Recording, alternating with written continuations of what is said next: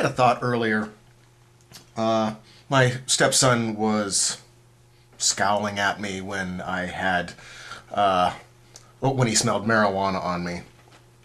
And I was remembering parents and mothers against drunk driving and mothers against drugs, and a thought occurred.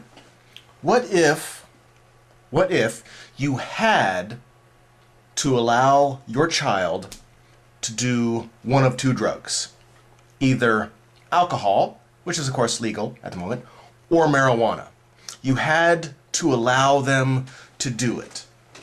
So, and they would. That's the scenario. They would be doing this on a regular chronic basis, getting intoxicated. And which one would you prefer that they do, given the information? So that, I don't know why that thought popped into my head, but I've been, of course, as all of you know, been dwelling on the marijuana drug issue, rights, civil rights, liberties, things like that. So that question, because I hear a lot of people saying how bad for you marijuana is, because it's just people out trying to get high. And I was thinking, well, if getting high is getting high the issue, because then we should get rid of Vicodin and alcohol and anything else that could possibly get you high for an enjoyment. That should all be illegal, if that's the argument, which I think is a poor argument and obviously total bullshit. It's a distraction to the real issue. But as I was in my quandary, I looked up what the side effects, or what they are saying is bad about alcohol and what they are saying is bad about marijuana, and I'm comparing the two, because I would figure they're policing the other one, because I'm not going to the marijuana page to see what's bad about alcohol. I'm not going to the alcohol page to see what's bad about marijuana. Well, reverse that. I am doing that. I'm going to the alcohol page to see what's bad about marijuana, because I want to see what the worst is that they're saying about each other. So I'm going to try and get a little bit of a different perspective. So the worst that the alcohol, what is this? This is help pages, mental health, addiction, alcoholism, hub pages, a list of alcohol issues. So I'm just going to read down this quick list. Cancer increases rates of tongue, lip, larynx, stomach, colon, breast, liver, bile duct, and esophagus cancers. Alcohol's doing good so far. Reproductive system, impotence, sexual dysfunction, infertility, gynecomastia, testicular atrophy, osteopenia, very fun. Endocrine system, diabetes, gout, cardiovascular system, high blood pressure, heart disease, artery disease, liver, fatty liver, alcoholic hepatitis, cirrhosis, anemia,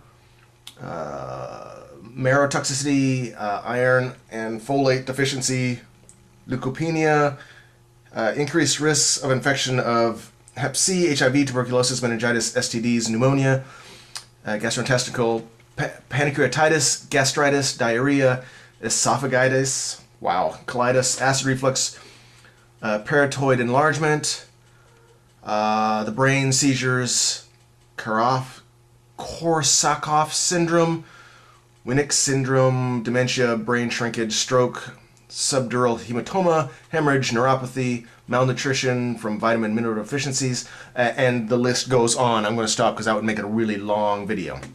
So that's what the medical field is saying is wrong with alcohol. So if I was going to let my child, or had to let my child do that drug, that doesn't sound like a fun time. A lot of issues. Let's see what the AboveTheInfluence.com is saying that marijuana does to the body. Now, this is the list, the worst they could think of. Impaired judgment and motor condition. Same with alcohol, I suppose. Shortened attention span and distractibility. Sure. Alcohol doesn't do that. Anxiety and panic attacks. Debatable. Increased heart rate. Maybe. Increased risk of heart attack. Okay. Increased risk of schizophrenia in vulnerable individuals. I'm going to bet alcohol has the same issue with vulnerable individuals. Impaired judgment, of course, it's getting you high. Problems with memory and learning, that has been disputed, although short-term memory, while you're high, yes, there has been some proven stuff on that. Afterwards, none. Nothing supporting that. Lowered motivation, I would have to say that is dependent on the individual. Lately, every time I get high, I clean the shit out of stuff. So I'm guessing if you are a fairly laid-back individual, it's going to make you even more laid-back. So I'm going to make that disputable. Decreased alertness and coordination. Of course, it's getting you high, just like alcohol.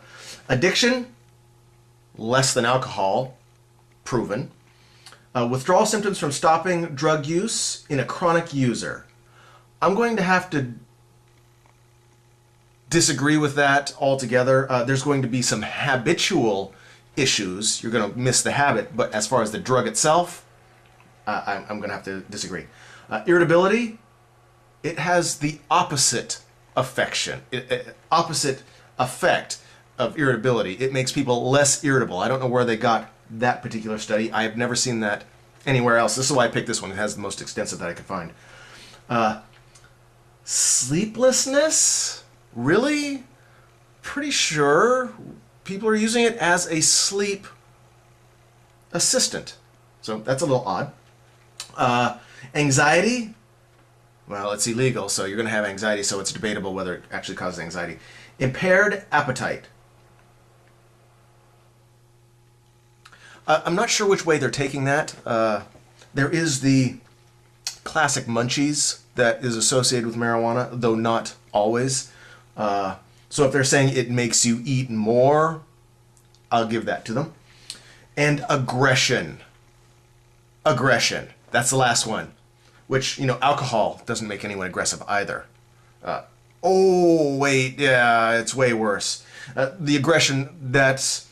Every one of these is either less than alcohol, the issue is less than alcohol, or is comparable, and it has less disease associated with it. I don't believe it said cancer anywhere on here, which is good because they did just run a study where it proved that it either is the same as tobacco or less. Actually, it wasn't even saying the same. It is less than tobacco by all rights. There is either no cancer associated with it or a decreased cancer association with everything else. So if you smoke marijuana and smoke tobacco, you're less likely to have cancer adding the marijuana to it. So it's actually better to help fight cancer by smoking marijuana than not smoking marijuana. So if I had to pick a drug, a substance for my stepson to use chronically, I would pick marijuana every time. There's nothing here that kills you associated with marijuana. Alcohol, on the other hand, there's associations with death and disease at every level.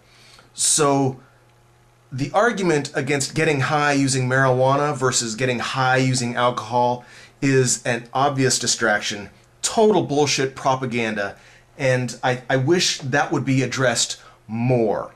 If you're looking to just get high, which people do, we've been getting high just for fun since humans were able to figure out how to do it.